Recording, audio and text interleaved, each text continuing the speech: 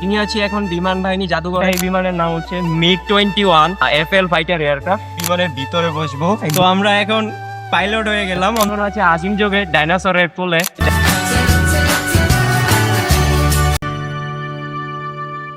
বিমান বাহিনী জাদুঘর থেকে আপনাকে স্বাগতম জানাচ্ছি। ওয়েলকাম টু বিমান বাহিনী জাদুঘর।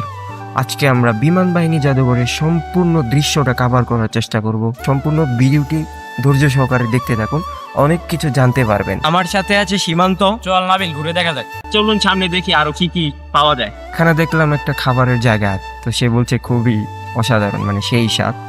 20 টাকার জন্য এটা একটা পারফেক্ট। এইদিকে কিছু বিমান আছে, আপনি আসি, হয়তো আপনি দেখলে কিছু জানতে পারবেন। চলুন। এই যে দেখতেছেন বিমানটা, এই বিমানের নাম হচ্ছে MiG-21 FL ফাইটার এয়ারক্রাফট। এটার বিশেষত যদি বলি যে এটার ওজন হচ্ছে 7,800 কেজি। আর এই বিমানটা হচ্ছে ঘন্টায় 2175 কিলোমিটার পর্যন্ত চলতে পারে। এটি হলো F-35 প্রশিক্ষণ বিমান। এটি সর্বোচ্চ 46,900 ফুট পর্যন্ত আকাশে উঠতে পারে। তো এই বিমানটা হচ্ছে নেট যুদ্ধ বিমান। এটা হচ্ছে বাংলাদেশের মুক্তিযুদ্ধে ব্যবহার করা হয়েছে পাকিস্তানের বিপক্ষে। আর এটা হচ্ছে সর্বোচ্চ 800 কিলোমিটার পর্যন্ত চলতে পারে। তো আমরা এখন পাইলট হয়ে গেলাম, অন্তর্বর্তীকালীন পাইলট। আমরা এখন বিমান চালাবো। তো যদি আপনাদের একটু বিমানের সামনের দিকটা যদি দেখাই, এক গাড়ির ড্রাইভার হিসেবে বিমান উড়াচ্ছে ফার্স্ট টাইম, ও তার লাইসেন্স নেই।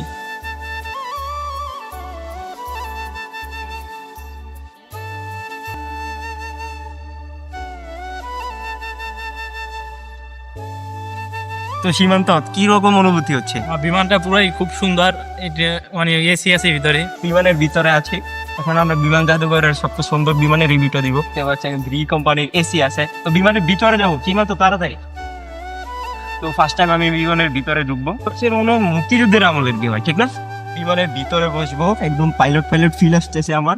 আমার কো পাইলট সীমান্ত সাহায্য করবে বিমান উড়াতে। তো সীমান্ত, পারবা তো? হ্যাঁ, অবশ্যই।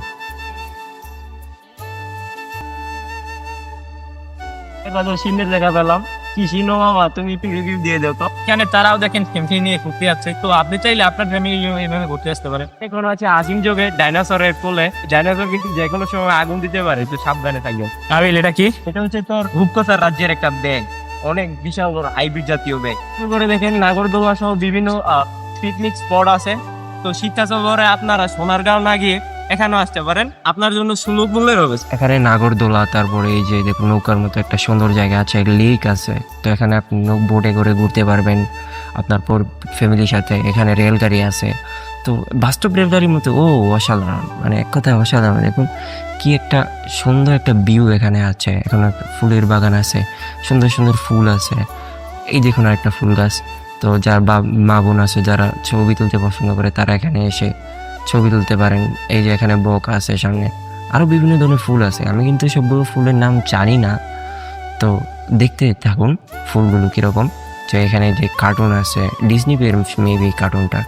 তো বাচ্চারা যারা আছে তাদের জন্য আরও বিভিন্ন ধরনের জায়গা আছে, মানে খেলার। এই যে শিশু পার্কের মতো, এই যে দেখুন রেল লাইনের মতোই, মানে একটা সাব সেক্টর। এই যে দেখুন একটা বাচ্চা খেলতেছে। তো শিশু পার্কের মতোই বিমান বাহিনী জাদুঘর, আপনি বিভিন্ন ধরনের রাইড পেয়ে যাবেন। যে এটার নাম ব্লু ওয়ার্ল্ড উইক, এখানে 40 টাকা লাগে মেবি। তো এই যে আরেকটা আছে, দেখুন কয়েকটা বাচ্চা খেলাধুলা করতেছে। তো এই যে গেমস কার্নিভাল আছে, এখানে বিভিন্ন ধরনের গেমস খেলা যায়, আপনার বাচ্চারা এখানে আনন্দ করতে পারে। তো এই যে দেখুন গেমস খেলতে বড় মানুষও কিন্তু বাদ যায় না। তো এই যে একটা বাচ্চা গাড়ি গেমস খেলতেছে। তো এখানে বিভিন্ন ধরনের গেমসও খেলা যায়। আবার মজার ব্যাপার হচ্ছে এখানে আপনি নামাজও পড়তে পারবেন। তো পুরুষের জন্য আলাদা নামাজের জায়গা আছে, আবার মহিলাদের জন্য আলাদা নামাজের জায়গা আছে। তো আমি আশা করি যে এটা আপনার জন্য বেস্ট হবে। যদি ক্ষুধা লাগে বিভিন্ন খাবার কিনে খেতে পারেন। তো এই যে দেখুন সিদ্দিকস কিচেন আছে, এখানে ফুচকা আছে, যেমন অনেক কাবুরা ফুচকা পছন্দ করে। তো এই যে এখানে পেপসি আছে। তো বিভিন্ন ধরনের খাবার দোকানও আছে, যদি ক্ষুধা লাগে তাহলে খেতে পারবেন। পুরো বিমান জাদুঘর কভার করার পর এখন আমরা ক্লান্ত। তো এখন বিমানের ভিতরে এসির বাতাস খাচ্ছি।